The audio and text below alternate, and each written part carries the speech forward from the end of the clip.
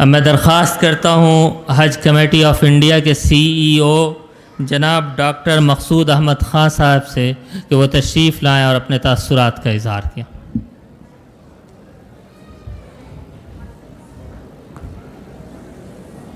السلام علیکم معزز حاضرین اور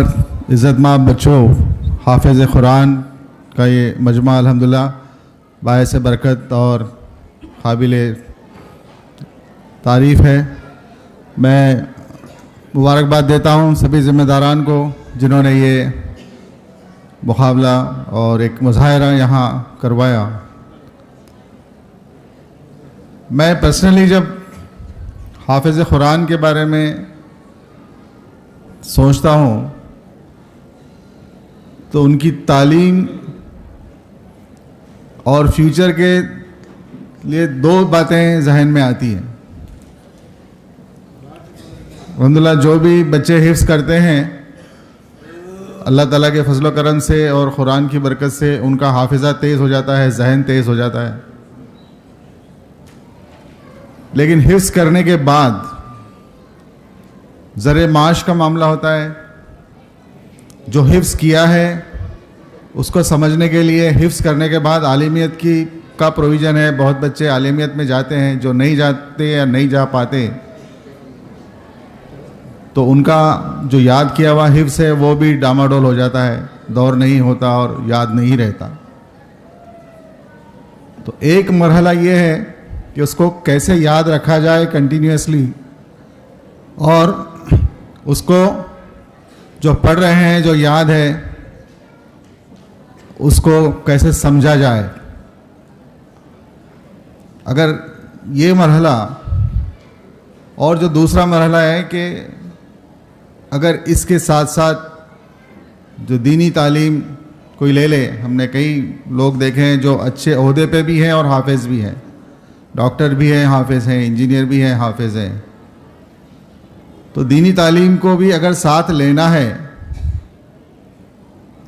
تو اس کا جو عام طور پہ نظام ہوتا ہے کہ وہ حفظ کرنے کے بعد صحیح ڈھنگ سے وہ دینی تعلیم کی طرف، میں اس کو بائیفرکیٹ نہیں کروں گا، دینی دنیاوی تعلیم، عصری تعلیم جو سائنس اور دوسرے امور کی تعلیم ہے جو آپ کو معاشرے میں دینیات کے علاوہ دوسرا کام کرنے کے لیے ضروری ہے۔ ایک ڈاکٹر بننا ہے تو اس کو MBBS کرنا ہے، ایک انجینئر بننا ہے تو اس کو بیچلر آف انجینئرنگ کرنا ہے، اس طریقے کے کورسز جو کرنے ہوئے، تو اس کی اصل شروعات تو حفظ کرنے کے بعد ہوتی ہے۔ لیکن عام طور پہ میں نے دیکھا ہے، میں اپنی جگہ غلط بھی رہ سکتا ہوں، میں اس کے لیے میں معافی چاہوں گا اگر یہ میرا تجربہ غلط ہے، تو جو بنیاد ہے، بیس ہے، وہ کہیں جا کر بچوں میں مسنگ پایا جاتا ہے۔ ایک بچہ جو حفظ کر رہا ہے 2 سال 3 سال 4 سال وہ حفظ کے لیے لگاتا ہے، تو اس دوران ساتھی میں اگر وہ ان دونوں مرحلے کی بھی کچھ تھوڑی تعلیم کر پائے، ایسی کوئی ترتیب اگر ہم کر لیں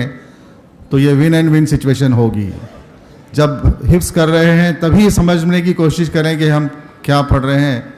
اور اسی وقت ہمارے عصری تعلیم کی بنیاد بھی آ جائے، تب تو پھر وہ اس بچے کا کیا کہنا، تو وہ حفظ بھی کر لیا، کیا پڑھ رہا ہے وہ سمجھ بھی رہا ہے، اور اس کے آگے عصری تعلیم کے جو ڈگریز لینی ہے اس کا پایا، اس کا بیس بھی پکا ہو گیا ہے۔ یہ ایک خیال دل میں آیا، آپ سب اس کے ذمہ داران ہیں، بڑے بڑے علمی ادارے، دینی علمی اداروں کے آپ لوگ روح رواں ہیں، تو اس پہ غور کیجئے، اور انشاءاللہ اس میں کوئی ترتیب بن جائے تو ہم ہمارے مدرسوں میں ہی تعلیم اور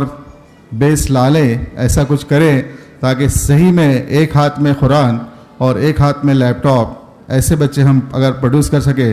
تو الحمدللہ بہت کامیابی ہوگی۔ جزاک اللہ۔